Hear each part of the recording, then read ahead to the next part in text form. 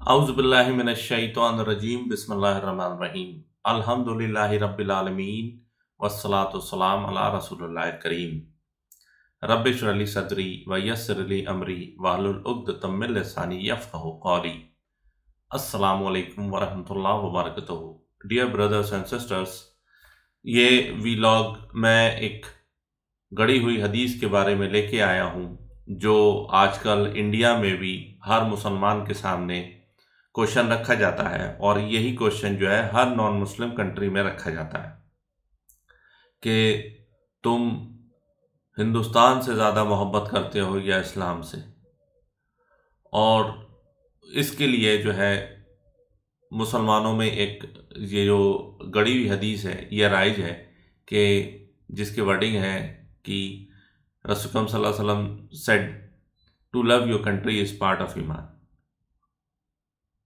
तो ये जो हदीस है ये गढ़ी हुई है और इसको इमाम सकानी ने कहा है ये कि ये गढ़ी हुई हदीस है। तो अपनी कंट्री से मोहब्बत करना अच्छी बात है, अपनी कंट्री की तरक्की के लिए, अपनी कंट्री की सक्सेस के लिए, अपनी कंट्री को नापाक इरादों से लोगों के बचाने के लिए आप बिल्कुल कोशिश कीजिए। लेकिन as far as ईमान is concerned, as far as nationalism is concerned, as far as loving one's country as a part of faith is concerned, that is not true। Country से मोहब्बत कीजिए, कंट्री से जो है वो बगावत नहीं कर सकते, गद्दारी नहीं कर सकते, लेकिन वो ईमान का पार्ट नहीं हो सकता। इस्लाम, शरीयत, कुरान और हदीस ये हमेशा ऊपर रहेगी, चाहे वो कंट्री इंडिया हो, पाकिस्तान हो, सऊदी अरेबिया हो, इजिप्ट हो, तुर्की हो या वर्ल्ड का कोई भी कंट्री हो। कंट्री की मोहब्बत इस्लाम की मोहब्बत से ज़्यादा नहीं हो सकती।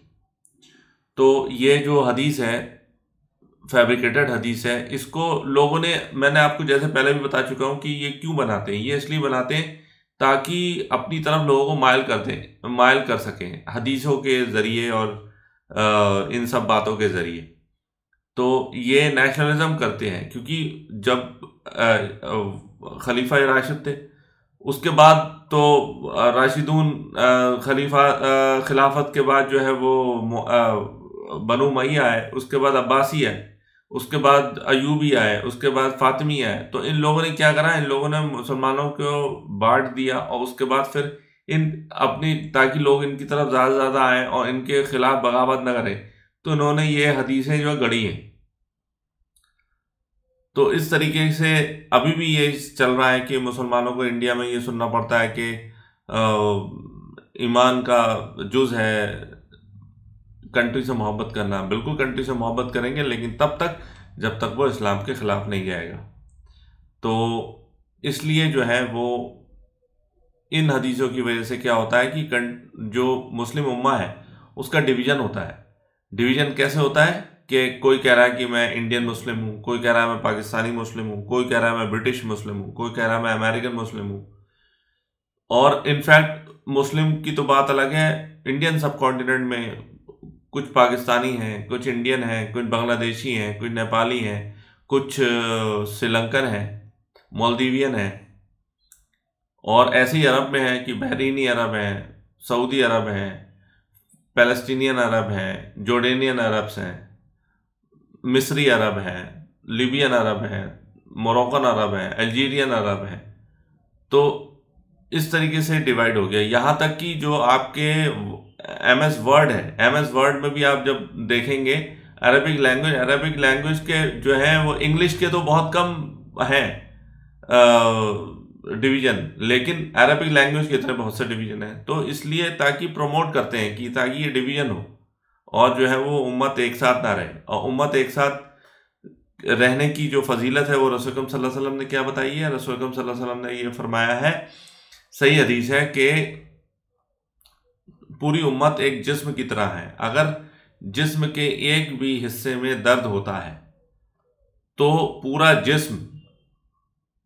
जिस्म जो है वो पूरी रात जो है जाग के काटता है। तो एक उम्मत के एक हिस्से में भी अगर दर्द है, अगर सोमालिया में दर्द है, अगर जैसे तुर्की है आजकल, जैसे अर्थक्वेक आया है, उसमें अगर दर्द है, तो उम्मत को हमेशा परेशान होना चाहिए। उसको ख़त्म करने के लिए इंसान को लगना चाहिए।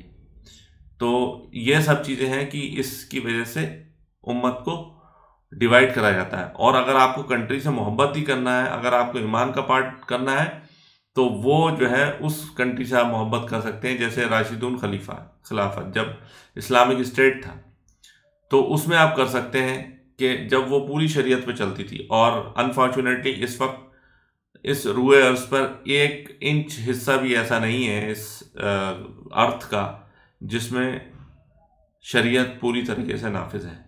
चाहे वो सऊदी अरब हो, पाकिस्तान हो, इंडिया हो, या कोई भी कंट्री हो, कहीं पर भी शरीयत नहीं है।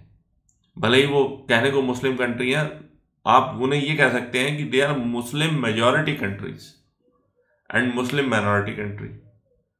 तो शरीयत तो कहीं पर भी नाफिज नहीं है। तो इसलिए दीन का पार्ट नहीं हो सकता। इस्लाम हमेशा ऊपर रहेगा। इस्लाम सबसे बड़ी प्रायोरिटी है। इस्लाम के कवानीन जो हैं वो सबसे ऊपर रहेंगे, और बाकी उस पर जो है वो सब चीज़ आएगी। अब कोई ये पूछता है कि इस्लाम पहले या इंडिया पहले, तो ये क्वेश्चन ही जो है वो नल एंड वॉइड है। भाई इस्लाम अलग है, और नेशनलिज्म और इंडियननेस जो है वो अलग है। To be a Pakistani is a different thing, to be a Muslim is a different thing. Pakistan में तो हिंदू भी हैं, क्रिश्चियन भी हैं, मुस्लिम भी हैं, और भी फेथ्स होंगी वहाँ पर, जैसे इंडिया में इतनी फेथ्स हैं। तो these both things are different, and this question is totally null and void. These are totally different things. Nationalism has got nothing to do with Islam, or rather it is against Islam, because it divides the ummah. Wallahu alam. Subhanakallahumma wa bihamdika nashhadu an la ilaha illa nastaghfiruka wa atubu ilaik wa ma alayna illa al balagul mubin. Jazakumullahu khair. Assalamu alaikum wa rahmatullahi wa barakatuh.